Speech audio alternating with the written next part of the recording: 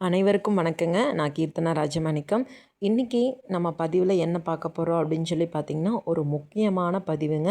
ஆண்டுக்கு ஒரு முறை வரக்கூடிய இந்த ஒரு அரிய நாளில் நம்ம எவ்வாறு சிவபெருமானை வழிபாடு செய்ய வேண்டும், அப்படி என்ன சிறப்பு அப்படிங்கிற முழு தகவலை நம்ம தெரிஞ்சுக்கலாம் வாங்க.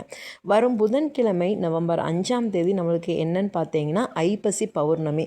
ஐப்பசி பௌர்ணமி அப்படின்னாலே சிவபெருமானுக்கு அன்னாபிஷேகம் நடைபெறக்கூடிய ஒரு புனிதமான நாளுங்க. உலகுக்கே உணவளிக்கும் சிவபெருமானுக்கு அன்னபிஷேகம் நடைபெறும் நாள் தான் இந்த ஐப்பசி பௌர்ணமி திருநாள். சோறு கண்ட இடமெல்லாம் நம்மளுக்கு சொர்க்கம்தான் அப்படின்னு சொல்லி முன்னோர்கள் சொல்லியிருக்காங்க.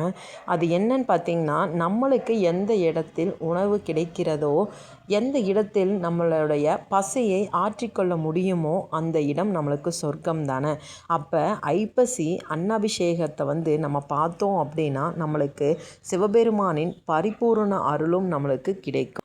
எப்படி சாத்தியம் அப்படின்னு சொல்லி கேட்டிங்க அப்படின்னா, சிவபெருமானின் உடல் முழுவதும் படையக்கூடிய அந்த ஒவ்வொரு அரிசி பருக்கும் ஒவ்வொரு சிவபெருமானாகவே மாறிவிடுகிறது. அப்போ லட்சக்கணக்கான சிவபெருமானை பார்த்த யோகம் நம்மளுக்கு உண்டாகும். ஒவ்வொரு பருக்கு அரிசியும் ஒவ்வொரு சிவபெருமானாகவே மாறிடுங்க. அப்போ ஒவ்வொரு பருக்கும் ஒவ்வொரு சிவபெருமானாகவே காட்சியளிப்பார். இப்போ மாதந்தோறும் வரக்கூடிய ஒவ்வொரு பௌர்ணமியும் மிக விசேஷமாக நாளாகவே கருதப்படுதுங்க. இந்த ஐப்பசி பௌர்ணமி அப்படிங்கிறது சிவபெருமானுக்கு உகந்த நாளாகவே சிறப்பு வாய்ந்த நாளாகவும் கருதப்படுதுங்க. அன்றைய தினத்தில் உலகத்தில் உள்ள அனைத்து உயிரினங்களுக்கும் பசியை போக்கும் விதமாக சிவபெருமானுக்கு அன்னாபிஷேகமும் நடைபெறுதுங்க.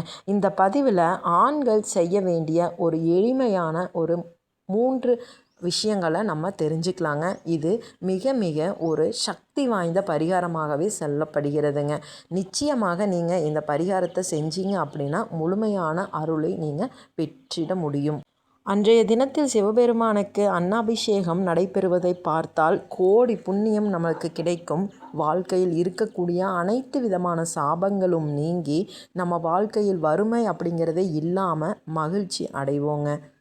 அன்றைய தினத்தில் ஆண்கள் தவறாமல் இந்த எளிமையான விஷயங்களை செஞ்சாங்க அப்படின்னா நம்ம வாழ்க்கையில் நல்லதொரு மாற்றம் நிகழும். இதை நீங்கள் கண்கூடாகவே பார்க்கலாம். ஃபஸ்ட்டு என்னன்னு பார்த்தீங்கன்னா, காக்கைக்கு உணவு வைத்தல்.